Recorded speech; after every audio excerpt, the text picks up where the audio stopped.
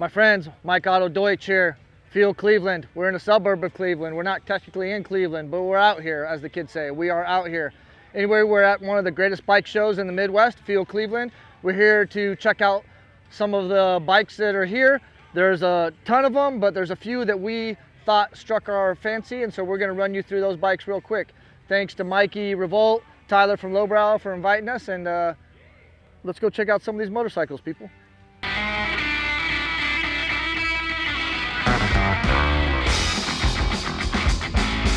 Here's my disclaimer, asterisk.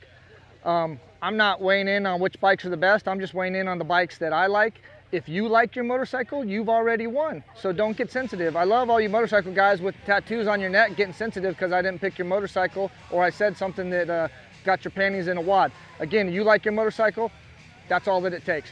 We're gonna highlight some bikes that we like real quick. We just got here, Field Cleveland. Ben Jeff, we talked about him. We showed off one of his bikes at Mama Tried a few months back. He makes these intruder frames. He's showing you what you could do on a budget. He put together this bike. It's no frills. It's definitely sexy. It's got brakes, it's got mags. Those are things that you need if you actually like riding motorcycles, and it's got a bunch of his handmade parts. Ben knows what to do on a motorcycle, and he knows when to stop. A lot of guys keep throwing stuff at it, and the motorcycle turns into a helicopter, and then at that point it begins to suck, in my opinion. This bike doesn't suffer from any of those shortcomings. Ben Jeff, like always, got that tough guy, Midwest style. It's a beautiful bike. Next up, we got this cute little Triumph. You know, I can't say that I'm a Triumph guy, but I can say that I'm a desert riding guy, and this is a desert Triumph, cool little sled.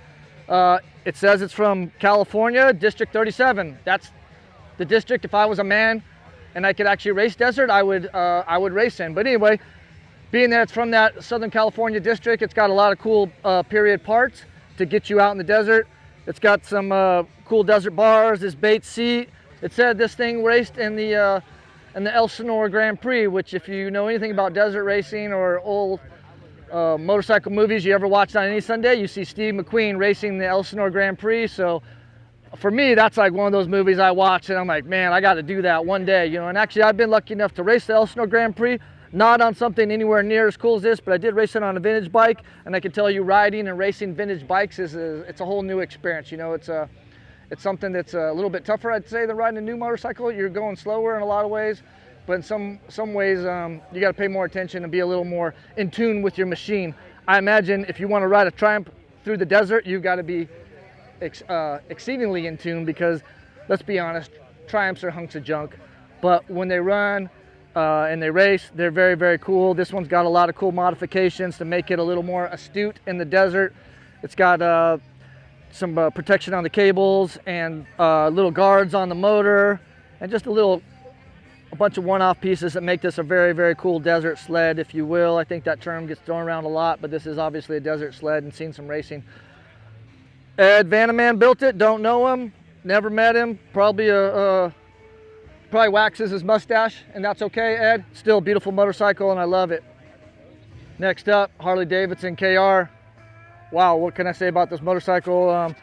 I'm not a specialist on any of these old Sportsters, early Sportsters, but this one you can tell it's a racer. It looks like it's been untouched since somebody found it. Don't know where they found it, don't really know the story.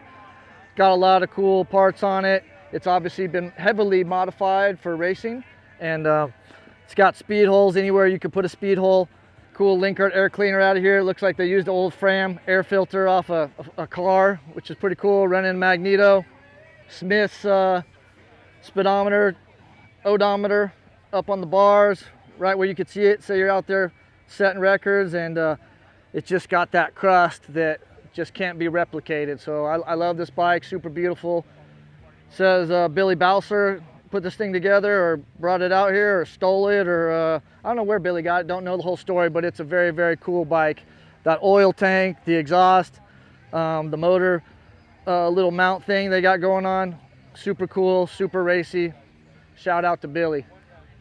This is our second Triumph maybe we highlighted in our little Field Cleveland bike walk around. Joe Zito, he's from the East Coast. This is his unit Triumph he put together. I think he started putting it together for the Biltwell People's Champ, I'm not sure. Super cool paint. It's got that 60s show bike thing going on.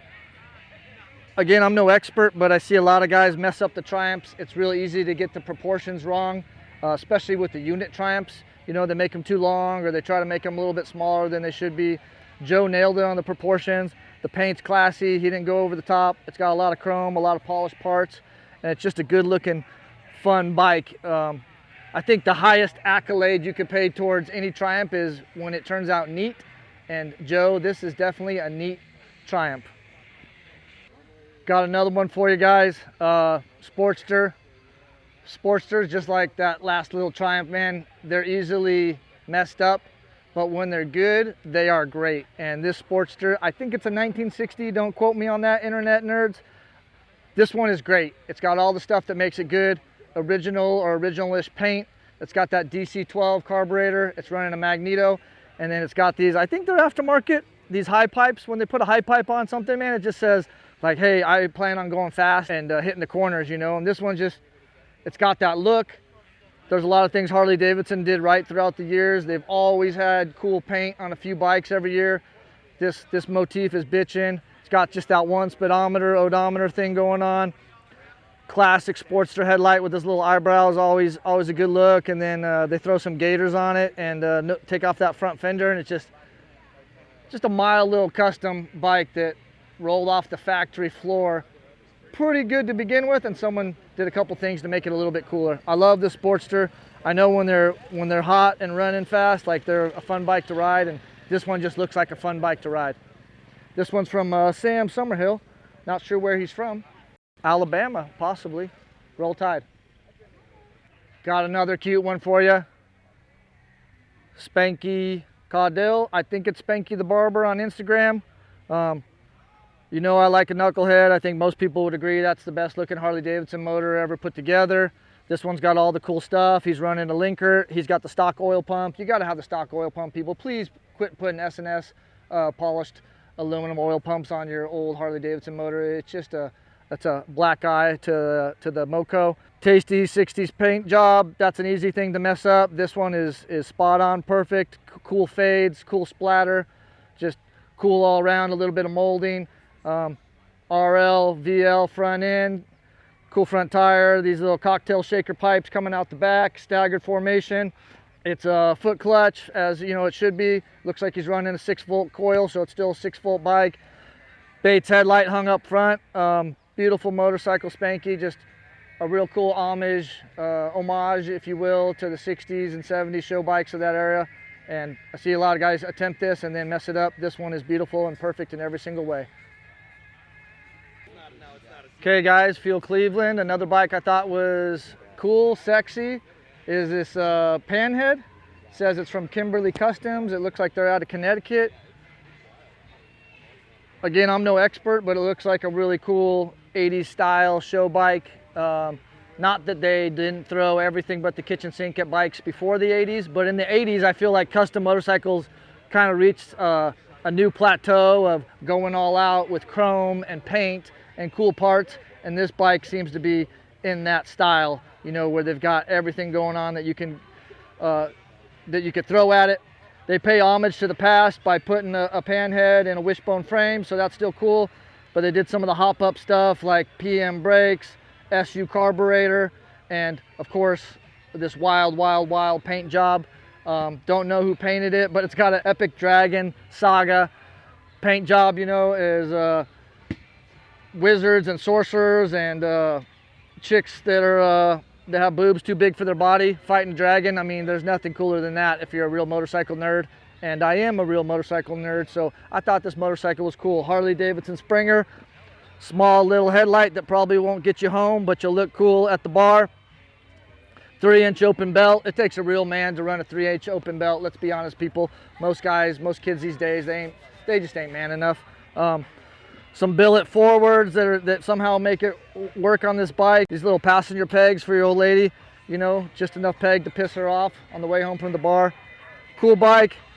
Whoever put this thing together, I think definitely nailed that aesthetic, that 80s, maybe early 90s show bike. So awesome motorcycle, my friends. YouTubers, good morning. How are you? It's day 2 at the Field Cleveland show here in Cleveland. And we had such a good time yesterday highlighting some of the cooler bikes. We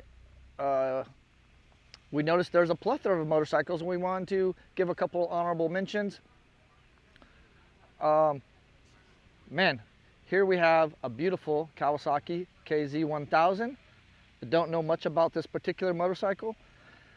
Looks like it's got some cool Yosh hop-up parts on it. It is beautiful. There is nothing in the world like the sound of a 4-cylinder Japanese motorcycle, and the KZ1000's got that inline 4 that just made them so popular and the street slayers that they were known to be. This is a beautiful example of a cool bike, and it's just one of the smattering of Jap metric bikes that are out here at Field Cleveland. Honorable mention, Hilo Ito, beautiful motorcycle. Well, I hate myself for liking this bike, but something about it has been attracting me, making me look at it all weekend. It's loud and proud. It's got the stance. I think it's the stance. It's that early 90s style that some people love, some people hate. I don't know. I feel like it might be coming back. It's got, you know, cool little panhead with the SU carb, a bunch of PM junk on it, big open belt drive over here. It's got this shotgun shifter, which is pretty corny, but I don't know. Something about this bike just makes me like it, you know. Sporty tank. It's a little up, it's a little out, you know, the frame sits parallel to the ground, and it's a cool bike. He's running a 19, he's not running a 21. This one, shout out, honorable mention, yellow panhead. Dude's name, Dave Rich. Dave Rich, this is a cool bike. If you guys haven't picked up on it already, Field Cleveland is one of the premier motorcycle shows in the Midwest. Mikey Revolt, Tyler from Lowbrow, you guys put together a great group of bikes. The venue, Hale Farms, is world class. Such a cool, beautiful rolling hills, green grass, trees, old buildings. Just such a great venue, and the perfect time of the year. The weather's been great here in Ohio. It's the end of July, right? End of July. Beautiful weather we've had. Great people out here in Ohio. Everyone's so nice, good food. Man, what a cool show, and we're just happy to be in attendance this year. It's something, if you haven't put it on the docket for next year, you should come. Field Cleveland. Thanks, Mikey. Thanks, Tyler.